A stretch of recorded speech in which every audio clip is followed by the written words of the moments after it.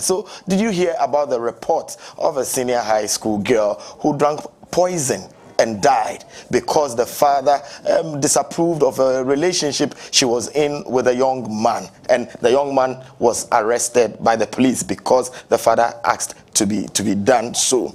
But people are still enjoying this life. How about a trip to Dubai for a vacation? How about some of the beautiful cities in the world? Have you been to Venice, where we have the finest of canals? How about the nice beaches in Brazil? So why on earth will someone want to take his or her life? My name is Gabriel to Ankrah. Stay for details.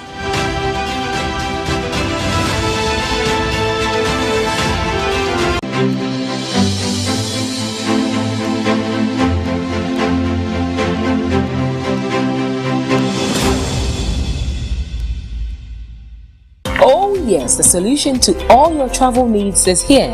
Ankrah Lodge and Travel Services offers you the opportunity to travel to the following countries: Canada, United States of America, Turkey, Dubai, UK, Australia, New Zealand, Malta, Germany, and other European countries, where skilled workers such as nurses, paramedics, nannies, and caregivers, drivers, plumbers, masons, electricians, carpenters, painters, etc. are needed for urgent employment. Ankrah Lodge and Travel Services can secure your Schengen visas with work permits. Individuals, organizations, churches, schools can contact us for their ticketing and hotel reservation, car rental services, international tour packages, travel consultation, visa assistance, and study abroad packages to all countries. We are located at Mr. Bates bus stop opposite the Calvary Baptist Church at Abaka, Accra, or contact us on these numbers: 0544-279525 or 0545-622-672 or 0302-237557. Ankrah Lodge and Travel Services, your destination, our pride.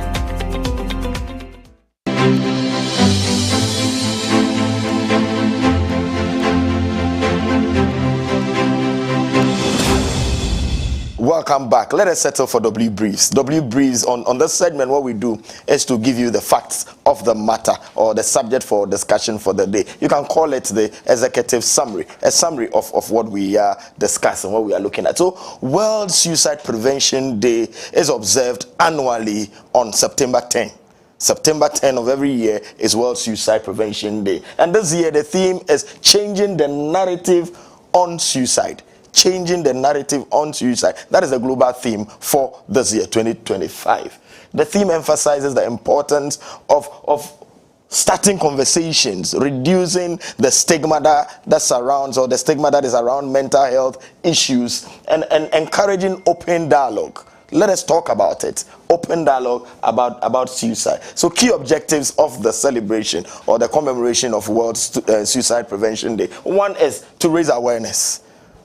We commemorate, or it is commemorated to raise awareness, and it's to educate people on this prevention, suicide prevention, some of the signs and things. Also to reduce stigma, to challenge the negative perceptions and stereotypes that surround mental health issues. Once upon a time, it was stereotyped. There was that negative perception if we say somebody had a mental issue or mental problem, and promote a culture of understanding and empathy, so that you will understand if somebody is going through a mental stress, or somebody is a bit of off what you think is normal. So to understand. And then lastly, the third objective is to encourage action. How can individuals who are having mental health challenges access support? What is the system there for them as individuals, communities, and government, so as to prevent suicides? So these are the objectives for the commemoration of World Suicide Prevention Day. The Mental Health Authority here in Ghana has revealed a worrying 40% rise in suicide-related deaths in 2024. There is a rise of 40% in suicide-related death, and the statistics sparks renewed calls for stringent and urgent interventions to tackle the growing public health crisis. Suicide is a public health crisis. So this revelation that 40% rise in suicide deaths has more or less brought back the debate, the consideration for this. But here in Ghana, the theme for the commemoration is changing the narrative on suicide after decriminalization. So you realize that the Ghanaian theme or the Ghana theme has been contextualized. So in March 2023, suicide was decriminalized by the Parliament of Ghana. The Parliament of Ghana passed that law that no longer will there be a criminal penalty on attempted suicide, and it moved from punishment to focusing on how to providing psychological support for people who attempt suicide. So the reported lives lost in 2023 to suicide were about 134.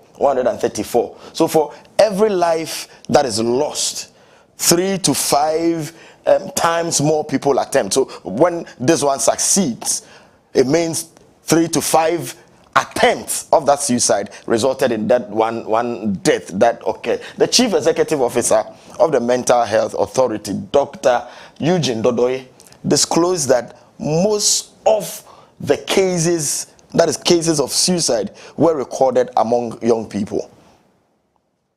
CEO of Mental Health. And suicide among young people is a complex issue with multiple factors contributing to it. The young people are a group of people that are complex.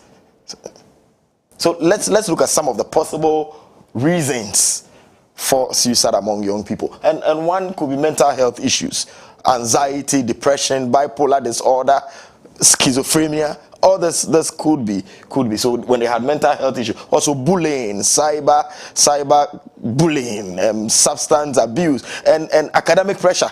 The pressure to pass exam, the pressure to pass at all costs could lead to mental health issues. So the rising trend poses not only a public health concern, but an economic challenge, especially because it is among the young people. Because majority of those dying by suicide are young people, and this is the greatest potential that can contribute to Ghana's gross domestic product, GDP.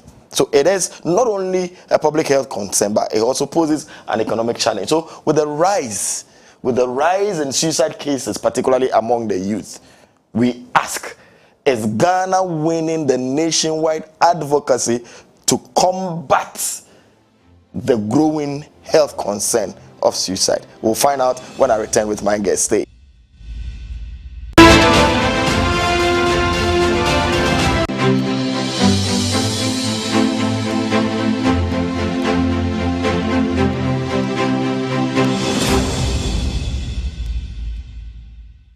This is the new Wesley Towers.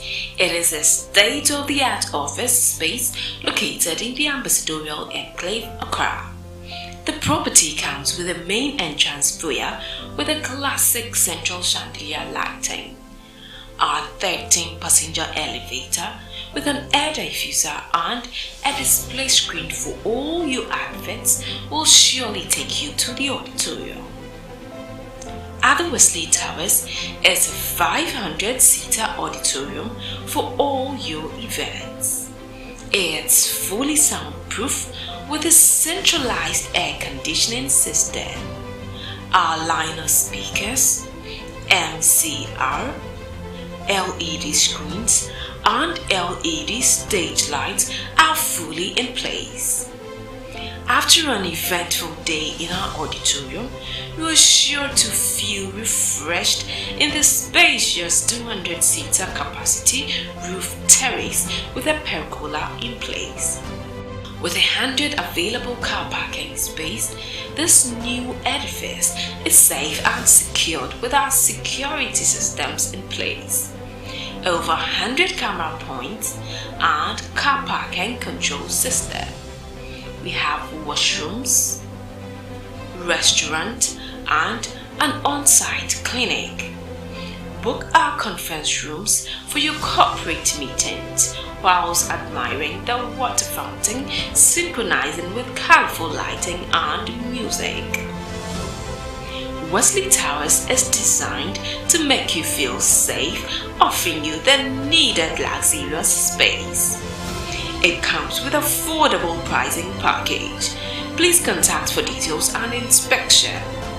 0503 109 978 or 0500 166 304 or 0556 302 880 0243 614 423.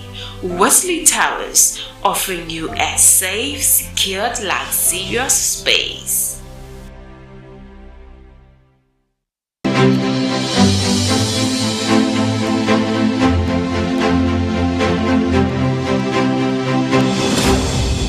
Welcome back. This is The State, and on The State today we are looking at the suicide prevention. Suicide prevention. September 1, we've mentioned, is observed as World Suicide Prevention Day.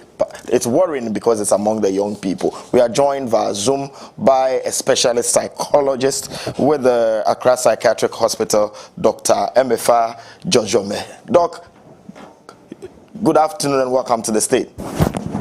Good afternoon, me, and thank you for having me, and a very good afternoon to your viewers. Very well, very well. We are elated to have you give us insight into the subject for discussion for today. So September 10 every year is observed as Suicide Prevention Day. Why should we be bothered? Why should we be concerned? All right, thank you, me. So I will start by saying that I heard the statistics that you quoted, and it's important for us to realize that these are not just statistics. These are real people. These are people's mothers, fathers, brothers, sisters, and these statistics are estimated to be grossly underreported for various reasons, for instance, because of stigma. And so it's important to have these conversations, both to increase early interventions and because of the very real impacts they have in the day-to-day lives of people. They are not just statistics that we view from a distance, but these are people that we lose and cause grief in real people's lives. Yes. Very well, very well. So when the theme says changing the narrative on suicide, what used to be the narrative, and what is being changed? All right. So, prior to the decriminalization of suicide, even in traditional Ghanaian settings, suicide was so heavily stigmatized, and this was compounded because it was considered a crime. Even in some traditional settings, if a relative died by suicide, they were proper burial, okay? So they were not entitled to sometimes they were not even entitled inheritance passed on to their children, okay? And because of Doc, we seem to be losing you at a point in time. If you could adjust where you standing, so we can hear you. We seem to be losing Dr. 𝗟𝗑𝗩𝗘, who is a specialist psychologist at the Ankrah Psychiatric Hospital, helping us to factors that contribute. We need to work Doc's line to make sure we have a stable. She's telling us what the narrative used to be, what suicide used to be. Then that even in our cultural settings, if you commit suicide, you don't receive proper burial. You're not even entitled to certain inheritances. And we'll work the line to get Doc back on to give us that clinical perspective to suicide prevention. So she's mentioned something critical. Yes, some of us have attended funerals and we've known that people died by suicide, and they won't even bring them home, straight from the mortuary to the cemetery. When you return, no water, no food, no refreshment. And if you fail in your attempt to commit suicide, it was criminal. It was under a criminal code. You can be prosecuted. But in March 2023, the Parliament of Ghana passed the law that decriminalized it. Doc, we have you back. Dr. 𝗟𝗟𝗩𝗘. Dr. 𝗟𝗟𝗩𝗘. Yes, hello, Ni. Yes, we lost you when you were telling us about our cultural narrative to Yes, suicide. yes, yes, yes. So sorry about that. Like I mentioned early on, because suicide was considered a crime and a moral failure, it resulted in people who needed the help going underreported. And so we are changing that narrative. We are saying that suicide is not a crime, it's not a reflection of some moral deficiency. It is an illness that needs treatment and for which treatment is available. And as such, it should be approached with empathy and an increased resolve to cause change. Yes. Doc, it's mental health advocacy over the years for some time now. Then the communication has been that each and every person walking around and about could be having Mm-hmm. one mental health issue, challenge, or the other. Is this still the Okay. case? Well, I will say that it's important to draw a distinction between mental health and a mental illness. So when The, we say mental health, we are talking about your ability to cope with the stresses of everyday life, your ability to recognize your own potential and contribute positively to society. In the light of this description, you would agree with me that we all move along this spectrum at different points in our lives. At some point, you may have great mental health. At some point, you may be thriving. At some point, you may be in between. You may be just surviving. So that's why we say that we are all on a spectrum. When it comes to mental illness, however, that is a diagnosable illness for which we say that 1 in 4 people have a mental health disorder. So that captures the description. very well, very well. So clinically, what is suicide? All right, so when we say suicide, we are talking about the act of deliberately taking one's own life through any means. Okay, so it's the intentional taking of one's life, which is described as suicide. So if you intentionally take your life, that is suicide. There is an attempted suicide. There's successive or successful. We've been reading the literature. Could you help us appreciate it? I'm sorry, Nick, could you please take that Yes, I again? was saying that some they say it was an attempted suicide. It was a Mm-hmm. successful suicide. It was this. When we read those in the literature, we hear the experts talk about it. Which Okay. attempted, I guess it means you couldn't die. It was left with small to die. Yes, yes, exactly that, Nick. Exactly that. Okay, so when you are successful, it is considered as what? That is the proper suicide, complete suicide. Yeah, so when someone dies by suicide, that's when we say that it was a completed suicide. So sometimes when you say successful, it sort of gives the impression that it's a positive thing. So we like to say, I mean, they died by suicide or it was a completed suicide. Very well. Let me find, why will somebody decide to take his or her life? Great. I thank you for the question. Like you mentioned earlier, it's multifactorial, and that means that there are several reasons why a person may end up at the point of um, believing that ending their life is the best um, alternative. So when we look at the causes of suicide, we say that it is a biopsychosocial approach. So what I mean is that there are biological factors. For instance, you mentioned mental illness like depression, like anxiety, like schizophrenia. Okay, so those are biological things that contribute to it. And then there are psychological conditions or psychological factors that contribute to it.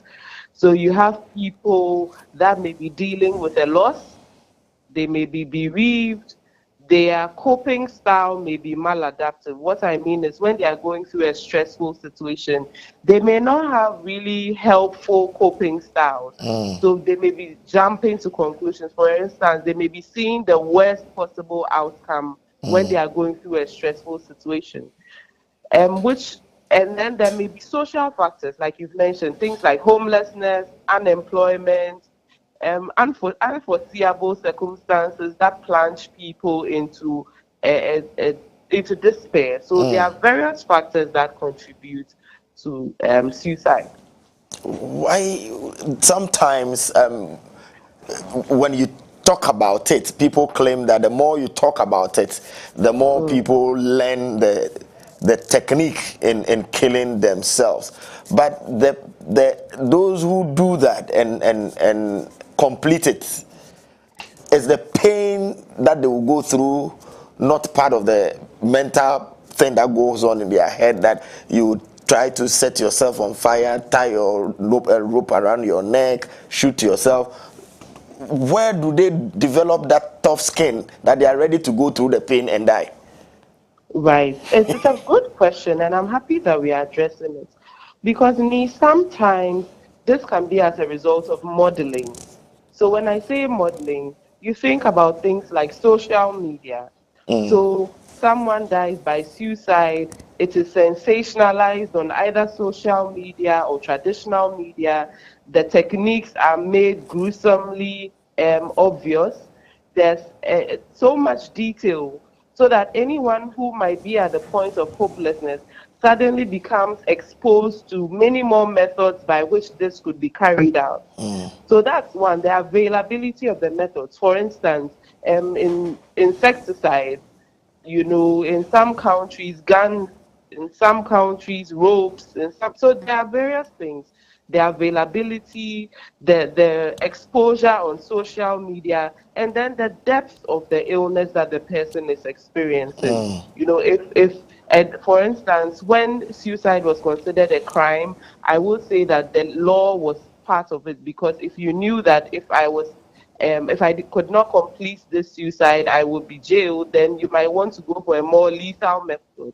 So these are some of the things that contribute to that thought process that leads to a completed suicide. Very well, 𝗟𝗓𝗓. Decriminalization. After the decriminalization of suicide, have we recorded more? What is the data on it? Have we been able to measure the data on records as we have it? All right. I think you actually intimated to it. So suicide was decriminalized in Ghana in 2023. In 2023, the numbers recorded were 93 people died by suicide. And then in 2024, we saw a 44% increase, with 134 people being reported as having died by suicide. When you look at it on the face of it, it appears that there's an increase in the numbers of suicide. However, like I mentioned earlier, because suicide was criminalized, there was lower reporting. So it is highly possible that the increase that we are seeing is actually as a result of increased reporting. And that, which is a good thing, in the sense that when suicides or when attempted suicides are not completed and they are reported, then the people are able to get access to the right kind of help that they need. So I will say that the decriminalization of suicide has had a positive impact on our ability to give the help that is required. So people are now reporting. Yes. So we are seeing that people are reporting. It may not be as much as we would have liked, given the fact that there's still a lot of stigma around it, but it has helped to change the narrative, or to start the change in narrative. Very well. I'm interested in what the challenges to doing a more or less effective advocacy is about. What remains the challenge with advocacy on suicide in Ghana? I will say that stigma is still the big challenge. Stigma is still a big challenge, because even though the aspect of criminal repercussions have been taken out, it's still a very culturally frowned upon thing. And so sometimes you can have someone who has attempted suicide, but relatives do not want to report because there's a stigma that is still attached to it in the vicinity where people live, or in the church, or in the religious organization, or even at work. So we are not getting, I would say that the progress that remains to be made is in the area of reducing the stigma associated with it, one, and two, increasing advocacy so that people know that there's help available. Okay, when someone attempts suicide, it's not simply a matter of them, in quote unquote, getting over it, but it's about them receiving the right kind of help to be able to move past it. Very well, viewers, this is the state. If you are just joining us, you just heard the specialist psychologist at the Ankrah Psychiatric Hospital, Dr. 𝗟𝗡𝗪𝗘, helping us this as we look at this very important subject of the threat of suicide, the suicide threat as we have it. How do we get appropriate remedies? Because the numbers, we are told, is increasing, and Dr. 𝗟𝗡𝗪𝗘 is just telling us that after the decriminalization of suicide in March 2023, it could mean that we have an increase because people are now reporting, and that is how come we are having the figures and data, and it is a positive thing. But staggering enough is the fact that young people are the most people dying by suicide. So if you are just joining us, you have missed a bit of the discussion, but I hope I've brought you into the picture and given you what Doc has shared with us. You wouldn't want to move away. Stay glued, and then let's continue the discussion so that you get more insight into it. Doc, let me come back to you.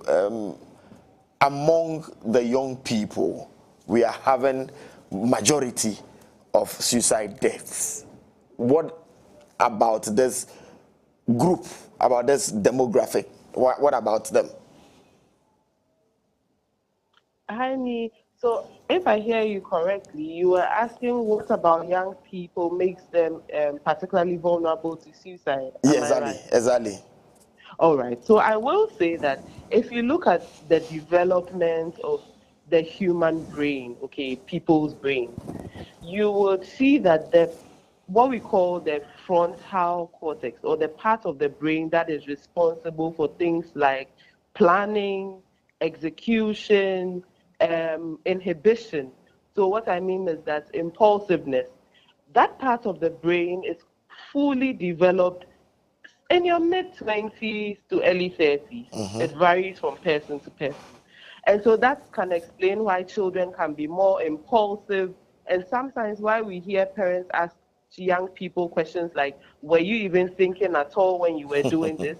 So that is to say that the thought process is not fully formed, or the ability to control yourself is not entirely formed until your late 20s or early 30s. Given this fact, any insult or anything that injures any part of your brain is likely to cause significant impairment. So things like using alcohol, using drugs, opioids, like red, all of these things have an impact on how young people react to stressful situations.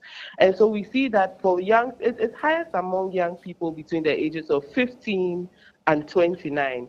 Again, we could also talk about things like experience. If someone who is in their 50s or 60s is experiencing a loss or some betrayal of some sort, they may have decades of their lives to look back on and to understand that, look, you can get past this. But for young people, they may not have that wealth of experience, which would only come by being guided by people who have gone on ahead. Again, we talk about things like social isolation.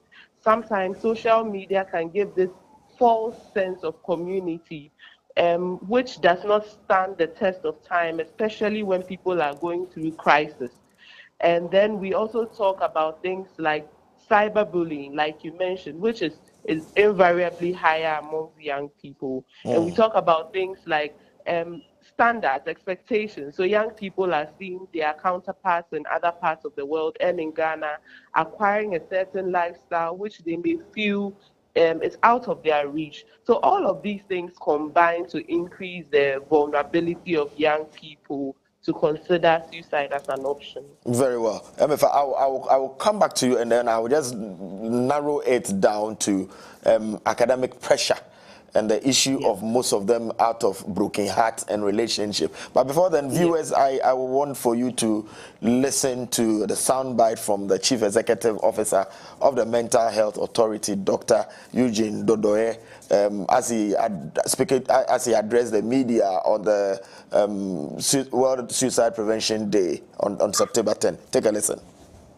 We said that the reported lives lost last year in 2023 was about 134. These are the lives lost, but we know that for every life lost, 3 to 5 times more people will attempt, and that is the unfortunate thing.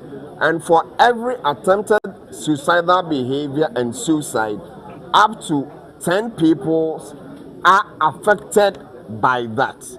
So it's very challenging to have these numbers, lose their lives from a preventable cause of death. And that is the unfortunate thing.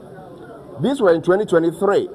Unfortunately, we recorded up to 40% increase in 2024. And the concern here is that could it be due to increased awareness or increased reportage, or actually there are real increase in suicide deaths? We don't have the answers, but the important thing this raised is that we need to do more. We have a lot of work to do because we cannot afford to lose Ghanaians through a preventable cause of death. And this, unfortunately, is death commonly by young people. And these young people have the greatest potential to increase our GDP. And if we lose them to preventable causes of death like suicide, it's very shameful, it's very sad, and the worst part of it is that the other lives they would have affected just by that singular act. So it is very important as a people we put in more effort to help our people to get better, to help our people to improve their mental health care, to help our people to understand.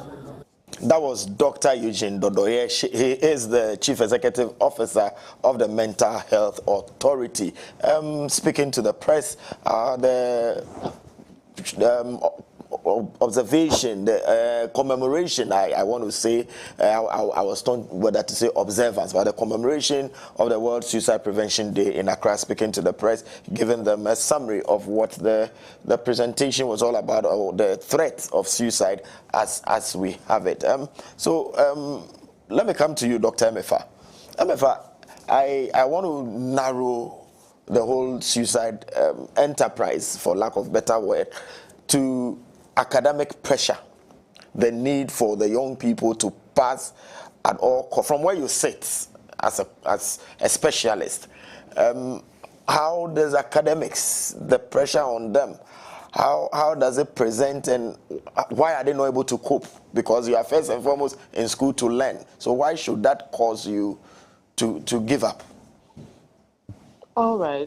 So I will say that it's important to understand, like I said earlier, everyone's threshold for coping is different, okay? And it's affected by a variety of factors like I have described earlier on.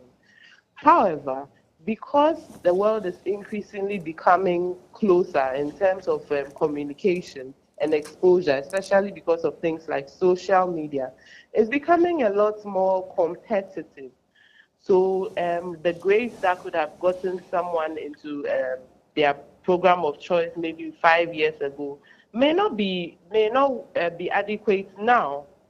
So we are seeing a changing standard of entry into schools. We are seeing increasing parental expectations, especially because of social media. So you are seeing a young person, Ghanaian like your child, making a mark in some extraordinary way and then be projected onto young people. So I would say that it's a mixture of things. There's increased expectations, And then there's also a desire to rise above certain economic challenges, which is understandable. So I will say that the standards, I mean, we've all had standards throughout the years. However, if we can increase the resilience of young people and their ability to cope, if we can focus and recognize that there is becoming an increasingly high pressure area in terms of academics, then we can equip young people with the skills, the coping skills, to be emotionally resilient even in difficult times. If I want to make it more practical and real, can you talk to parents? Because usually the pressure is from parents to make the child to make the grades, the A's for the B's, and I have little children. They do Ghanaian language. They don't even understand, let alone pass the exam. And anytime the results come, you realize that it has an effect on them. It has effect, so we just have to encourage them. So what would you tell parents who mount excessive pressure on their wards? I want you to speak directly to them on this subject. All right. All right, so I will say that it's important as a parent to reframe your child's perspective of the situation. And sometimes it's even important to reframe your own perspective of the situation. So sometimes we think that intelligence is merely academic, okay, or intelligence is merely measured by academic performance scores. However, increasingly, when you look at the figures, when you look at the research, you find that the people who tend to do very well in life, I mean outside of school, have a good balance of both academic intelligence and other forms of intelligence, like emotional intelligence, like risk-taking. Okay, so it's important to reframe this in your child's context and help them to understand that the highest grades don't always equate the best of life.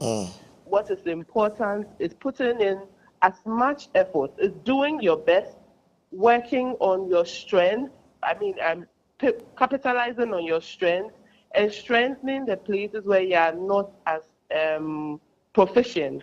So given this perspective, young people will be able to find their place, and then they can find their strength. So they may not be what we call in Ghana, chew, pour, pass, and forget, but they may be skilled in other areas. They may know how to network. They may have soft skills of leadership. They may have soft skills of understanding systems.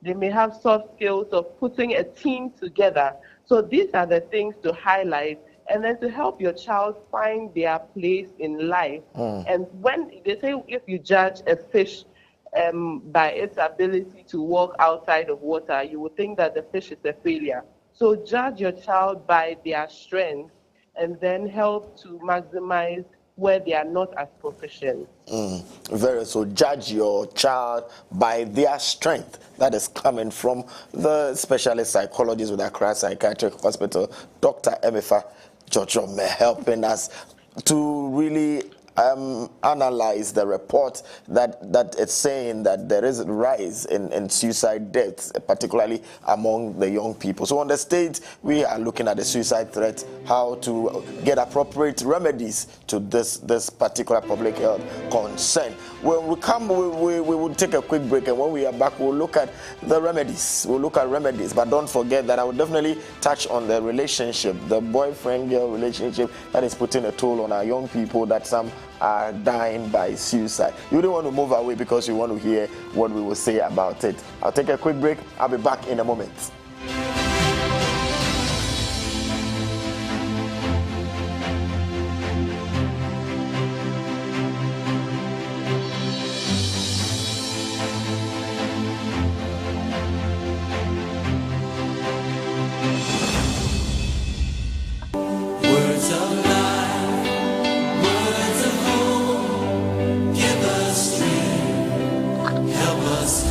Something in the Bible called righteous indignation.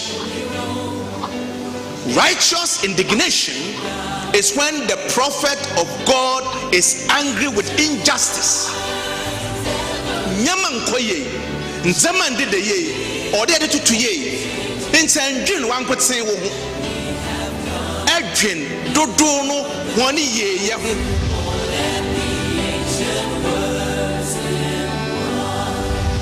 If you look into the scripture, every individual that God uses begins by encountering God himself. When the Lord touches your mouth, he touches your mouth to bless, touches your mouth so that blessings and goodness and mercy and prosperity and words of salvation will flow from your lips.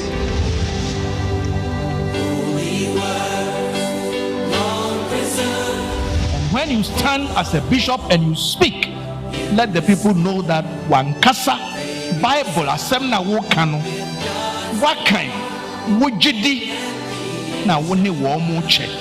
Word of life, word of hope.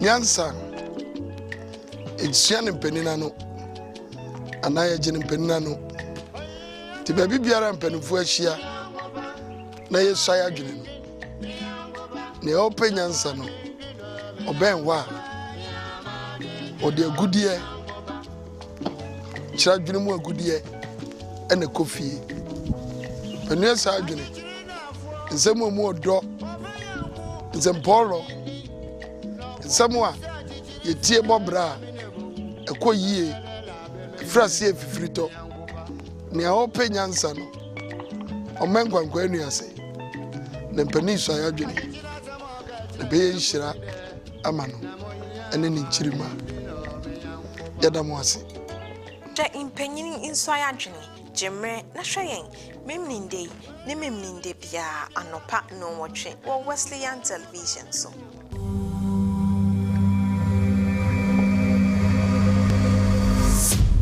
Oh yes, the solution to all your travel needs is here.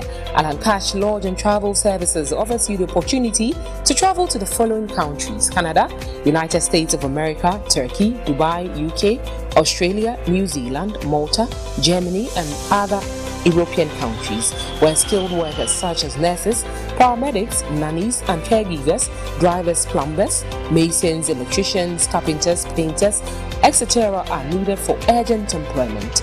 Ankrah Lodge and Travel Services can secure your Schengen visas with work permits. Individuals, organizations, churches, schools can contact us for their ticketing and hotel reservation, car rental services, international tour packages, travel consultation, visa assistance, and study abroad packages to all countries. We are located at Mr. Bates Bus Stop, opposite the Calvary Baptist Church at Abaka, Accra, or contact us on these numbers: 0544 27 9525 or 0545 622 672 or 0302 237557. Ankrah Lodge and Travel Services, your destination, our pride.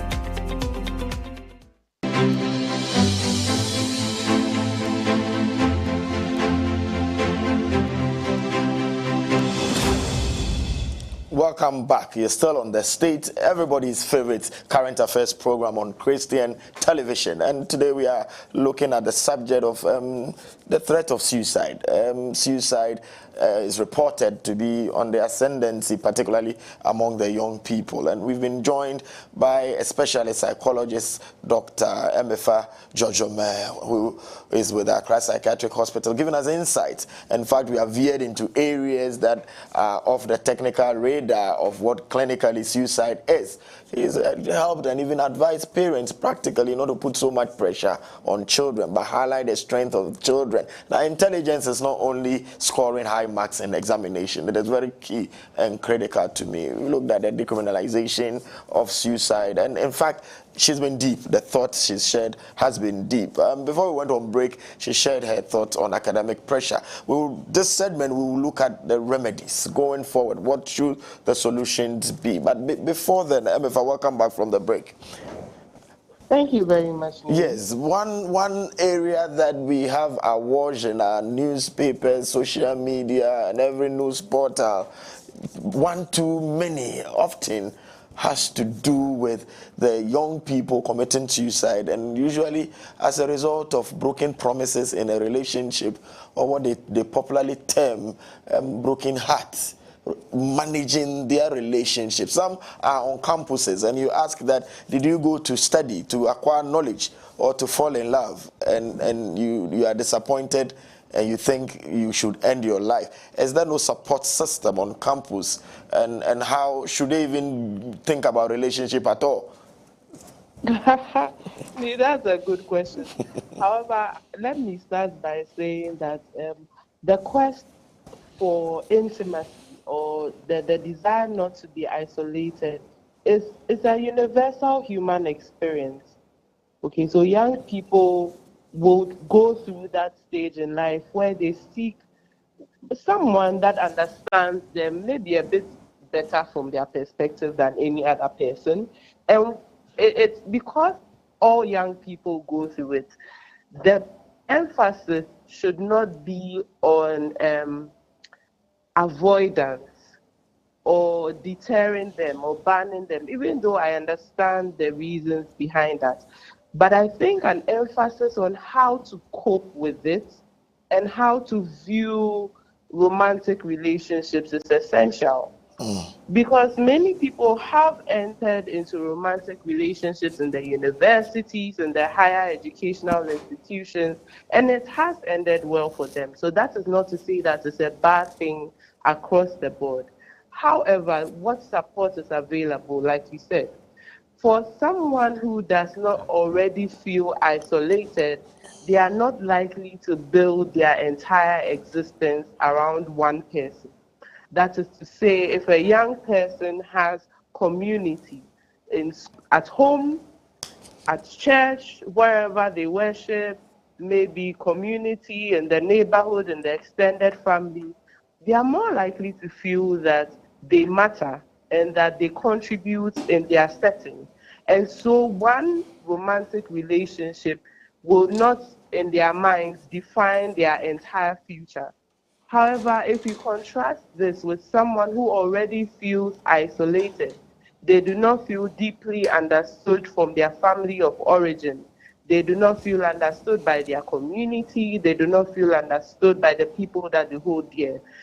Then when they find someone that they think matters more, understands them deeply, they are likely to build their entire future in their minds around this person. And so a betrayal or a breakup may seem like of gargantuan proportions to them. So it comes from the kind of support system, one, and how they view the relationship. Again, teaching young people how much it's worth investing in relationships. So if you are teaching young people that, look, at this stage of a relationship, you are not investing certain things, you are not giving out, for instance, your school fees, you are not living as man and wife for whatever reason, things like these. Okay, they help to moderate the investment that young people put into relationships. And of course, if you feel like the sunk cost fallacy, so when you feel like you've invested so much in something, the loss of that thing may be monumental to you. But if you've been able to moderate your investments in some of these things, then you are not as shaken if they do not work out. Having said that, I will also say that being a safe space for young people. So for young people to know that I can speak to a parent, I can speak to a teacher when I'm going through this, and then they know that if I'm being pressured to take some decisions I would not like to take, there's someone that understands. It also helps to moderate the intensity of the relationship. Again, having a watchful eye, an older person checking in, saying, how is it going? Is everything okay? Are you doing anything you wouldn't wish you were doing? Are you being abused in any way? Again, that increases accountability. But also early warning signs. So if you notice, for instance, that someone you know is in a relationship where they are being controlled, they are being exploited, it would be a good idea to intervene early enough. Okay, so things like friendships, where you notice that this person's partner is preventing them from speaking with people of the opposite sex. This person's partner is preventing them from posting on social media. This person's partner is controlling how they dress, how they speak, their lectures they attend. That is a red flag, okay, and that requires early intervention. On campuses, there are a lot of, I know every educational institution is expected and mandated to have a counseling unit. So that is available. But for most of these places, they can only intervene when the young person takes the first step, or someone gives them a pointer or a heads up to say that there's something happening, I think may be the problem. So I think it's a collective responsibility to be able to support young people through this very confusing phase of their life. Very, very, very, very, very well. And I like the way you have given an elaborated approach to handling this. And then I like it. It's very comprehensive. The young people listening, I'm sure it will do you a great deal of good. Now, what are the appropriate remedies? Is it policy? Is it investment? How do we deal with suicide-related deaths? It's a collective responsibility again. It requires interventions really at every aspect possible. We need, the decriminalization of suicide was the first and a great attempt, but also funding so that these counseling units could be decentralized, for instance, so that every stream, let's say every course, has a psychologist at hand. So to reduce the ratios, again, being a psychiatrist, I will also advocate for increased funding, so mental health services, and being open. I'm sure young people may not even know that there's a mental health unit in every regional hospital. Even in district hospitals, you can access the mental health unit. The psychiatric hospitals are by walk-in referral, so you don't need a referral, like a written referral. You just walk in and then you're attended to. But importantly, there's a national suicide prevention hotline, which is toll-free. That is to say that you are not charged irrespective of what network you are calling from. It's manned by skilled mental health professionals, and it's available 24 hours a day, 7 days a week. So the number is 0800 678 678. Yes, so 0800 678 678. So these are the immediate changes and interventions resources that I want young people to know that are available. If you are struggling, get in touch, because there's help available and you don't need to suffer alone. Very, very well, very well, very well. And I like the hotline that you gave out, and we will scroll it on our screens for viewers to always get in touch. We were joined at the tail end of this discussion by another clinical psychologist, Dr. Isaac Newman Arthur. He joined us. Doc, we have just barely 3 minutes to sign off, but let me give you that 2 minutes. Share your thoughts on the subject. Hey, I think because it's raining very heavily at my end, so I can't hear properly. You wanted me to share something on suicide. We are about signing off, but the last 2 minutes, let's share thoughts on the subject. Yeah, so sorry for joining very, very late. And I would say that our understanding of suicide-related things has improved over the years. Now we know that suicidal behaviors, majority of the people who either think about it or attempt it or die by suicide, they have underlying mental health problems. About 98% of them have mental health problems, particularly depressive problems.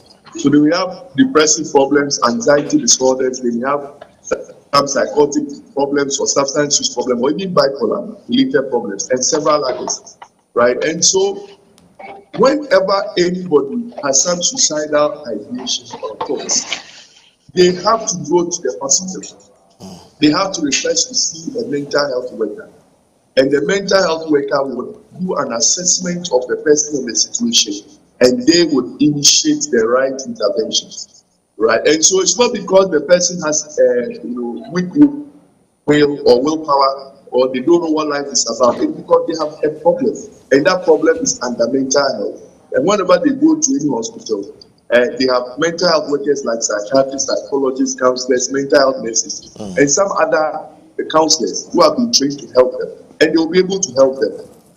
And so you can just walk into any hospital and you receive the help that you need. Very well, very well. Very well. Viewers, it's unfortunate that the discussion is getting interesting. We will explore the subject more on Healthline, on the health show tomorrow. So tomorrow, make a date with the Reverend Rose Edufu. We're going to explore the subject more. Thank you very much. Our guest, you just heard Dr. Isaac Newman Arthur, who is a clinical psychologist and also a medical doctor. Earlier on, we've been hearing Dr. 𝗟𝗑𝗩𝗘 Jojomen. Dr. 𝗟𝗑𝗩𝗘 Jojomen is a specialist psychologist with the Ankrah Psychiatric Hospital. Doctors, thank you very much for the insight. And like I said, we'll continue exploring the subject tomorrow with you on our show, on our health program tomorrow. And you viewers, thank you very much. Thank you very much, production team, and these two loyal viewers of the state who are the Wesley Towers, the front desk executive, Annie Mary and Sister Patience. Thank you very much. Also, Rita, administrator at the Bree Youth Center. Thank you all. It is a weekend. Make sure you have enough rest. Make a date with us again on Monday. My name is Gabriel, new to Ankrah. Happy weekend.